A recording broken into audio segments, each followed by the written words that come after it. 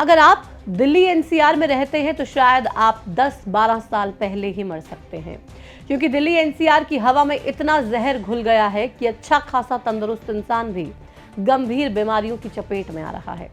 इतना सब कुछ हो रहा है, लेकिन हमारी सरकारें पॉल्यूशन के सॉल्यूशन के बजाय लोगों से झूठ पर झूठ बोल रही हैं।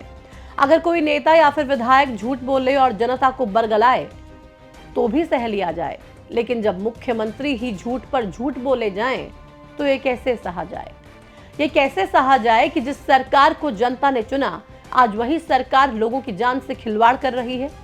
दिल्ली में पिछले कुछ दिनों से प्रदूषण इतना बढ़ गया है कि लोगों की जान पर बनाई है।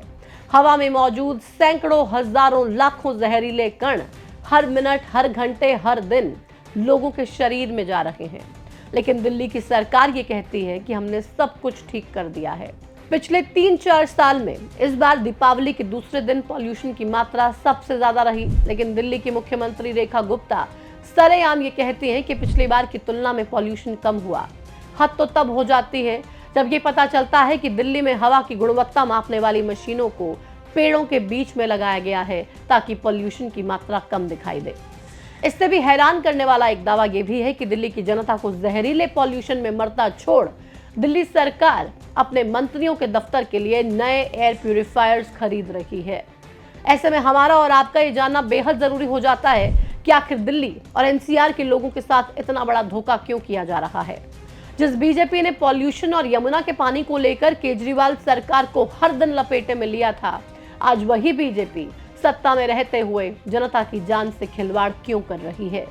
क्यों दिल्ली की आबो हवा इतनी खराब हो गई है कि सरकार को सॉल्यूशन खोजने की बजाय झूठ पर झूठ बोलने पड़ रहे हैं?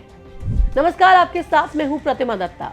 दिल्ली की मुख्यमंत्री रेखा गुप्ता ने दीपावली से पहले 15 अक्टूबर को अपने एक्स पर एक ट्वीट किया। इस ट्वीट के शब्द कुछ इस तरीके से थे: दिल्ली सरकार ने ग्रीन पटाखे चलाने का स्पष्ट पक्ष लिया और सुप्रीम कोर्ट ने ग्रीन पटाखे चलाने की मंजूरी दे दी। इस बार की दीपावली ग्रीन पटाखों वाली। सुप्रीम कोर्ट के फैसले और मुख्यमंत्री के इस पोस्ट के बाद दिल्ली वालों ने जबरदस्त दिवाली मनाई। 21 अक्टूबर की रात तक दिल्ली वालों ने दिल खोलकर पटाखे फोड़े। इसका नतीजा ये रहा कि 20 अक्टूबर से ही दिल्ली में आसमान नजर आना बंद हो गया था। सूरज की किरणें प्रदूषण की वजह से धरती पर पहुंच ही नहीं पा रही थी, लेकिन इसके बावजूद 22 अक्टूबर को दिल्ली की मुख्यमंत्री रेखा गुप्ता एक बड़ा दावा करती हैं।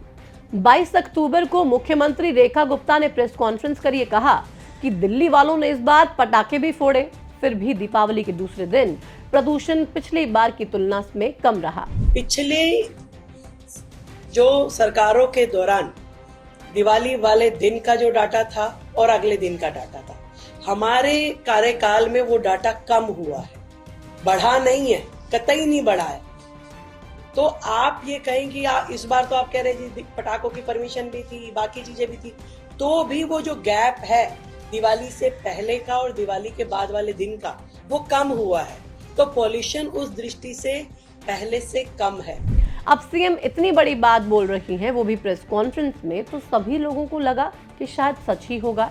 लेकिन जब सीएम के बयान के बाद मीडिया और सोशल मीडिया पर पड़ताल शुरू हुई तो सीएम रेखा गुप्ता के दावे उस पटाखे की तरह फुस हो गए जो जलता तो तेजी से है लेकिन फटता नहीं है।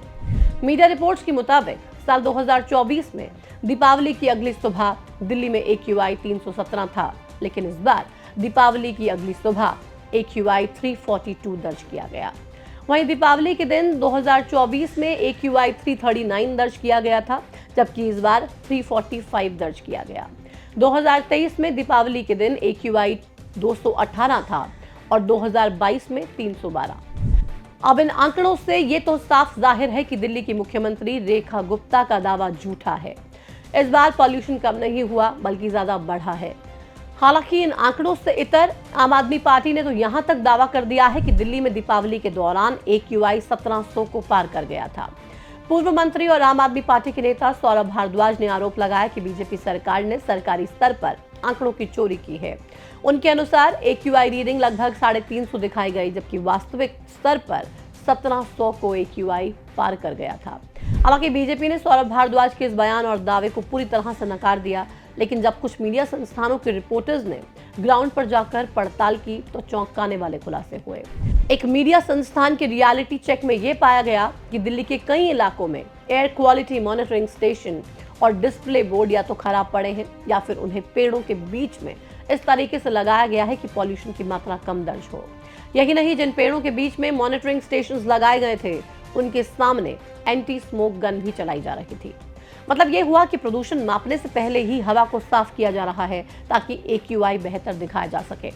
आप जरा सोचिए कि अगर प्रदूषण मापने में ही इतना बड़ा झोल हो रहा है तो फिर दिल्ली में रहने वाले लोगों की जान के साथ कितना बड़ा खिलवाड़ हो रहा होगा।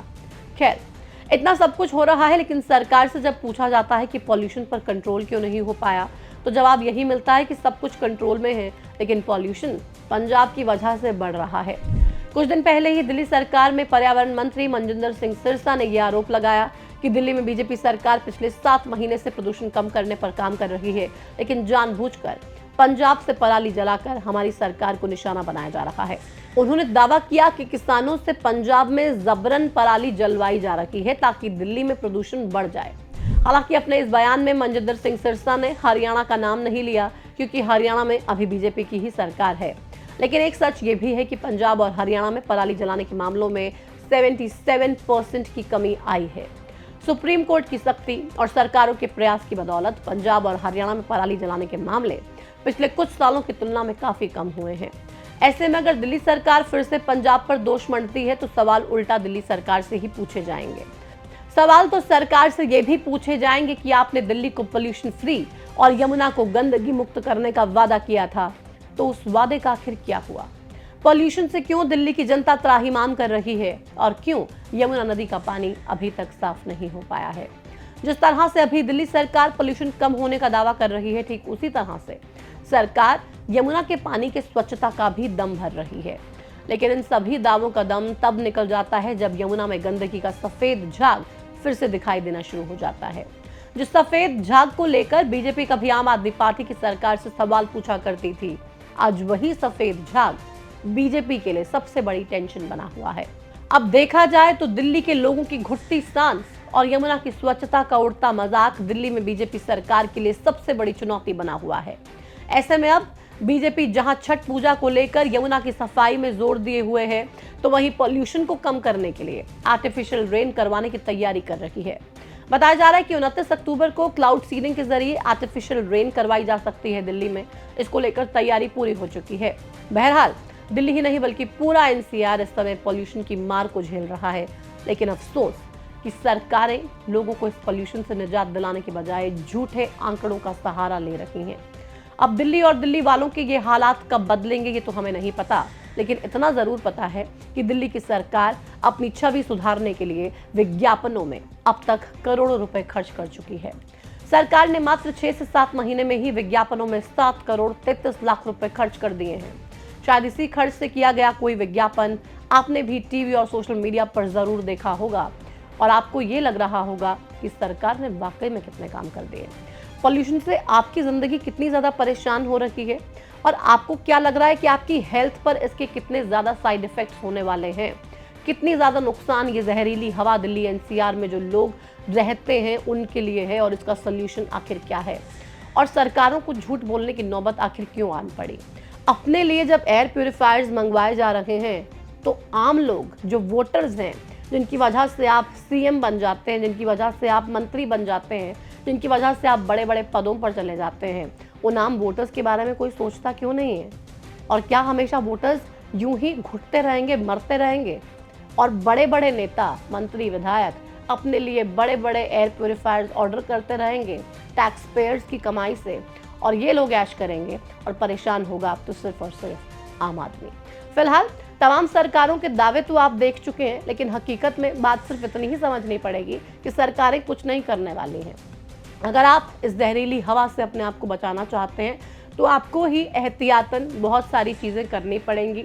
बाहर ना निकले अपने घरों से तो ज़्यादा बेहतर रहेगा। अगर निकले तो मास्क पहन के निकलें और घर में एयर प्यूरिफायर अगर अफोर्ड कर सकते हैं तो ज़रूर कर लीजिए। और शाम के समय और सुबह के समय तो बिल्कुल भी घर से बाहर सैर करने के लिए छोटे बच्चों और बड़े बुजुर्गों को नहीं भेजें। हम खुद ही जितना अपने आप का ख्याल रख सकते हैं उतना रखना पड़ेगा। सरकारों से उम्मीद करना तो आप जानते हैं कि बेईमानी है। क्योंकि ये लोग सिर्फ और सिर्फ झूठे वादे करते हैं, अपनी वाहवाही करते हैं और जनता जाए भाड़ में।